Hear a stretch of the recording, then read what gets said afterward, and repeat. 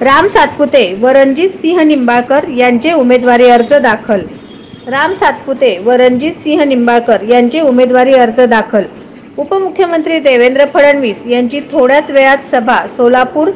Bharatiya Janata party मित्र पक्षाचे सोलापूर राखीव लोकसभेचे उमेदवार आमदार राम सातपुते आणि माढा सर्वसाधारण लोकसभा मतदारसंघाचे भाजप उमेदवार खासदार रणजित सिंह नाईक निंबाळकर यांनी दुपारी 12च्या सुमारास जिल्हाधिकारी कार्यालयात उमेदवारी अर्ज दाखल केले।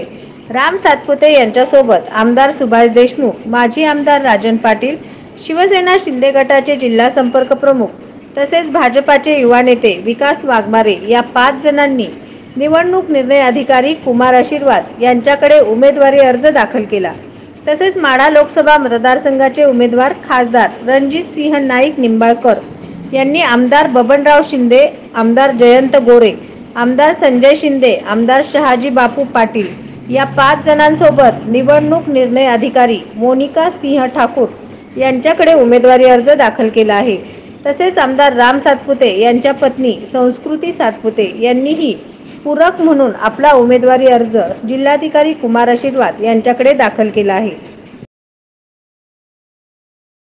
नवनवीन बातम्या पाहण्यासाठी SB न्यूज चॅनलला लाईक करा, शेअर करा, सबस्क्राइब करा।